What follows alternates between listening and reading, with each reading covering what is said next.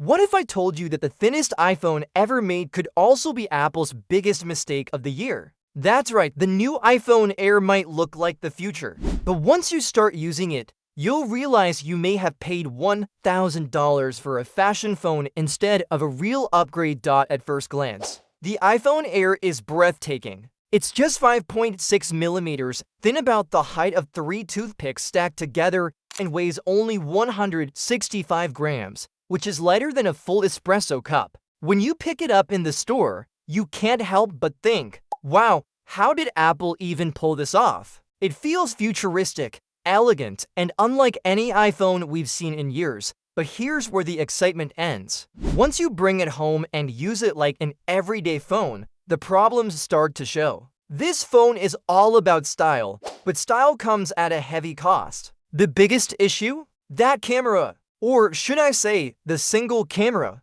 In 2025, when you're paying $1,000 for a smartphone, having just one rear camera is almost unacceptable. The base iPhone 17 comes with two, and even Samsung's slim Galaxy S25 Edge manages to pack in a dual camera setup. And the difference is not just on paper, it shows in actual performance. According to camera scores, the iPhone Air got a photo score of 126 and a video score of 122.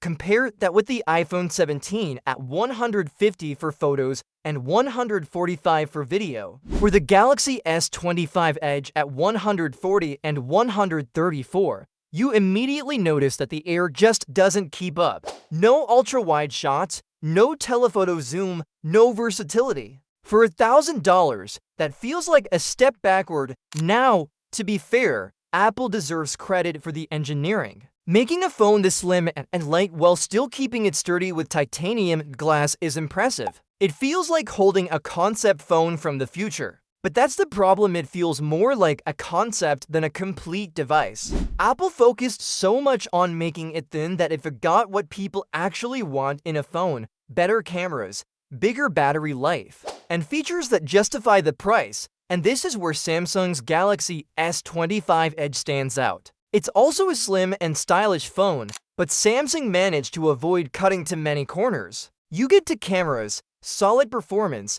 and a more balanced experience without having to give up the basics. Apple's Air, on the other hand, feels like it sacrifices too much just to win the world's thinnest trophy. So here's the truth: the iPhone Air looks incredible, no doubt. But once the wow factor wears off, you're left with a phone that feels limited compared to its own siblings.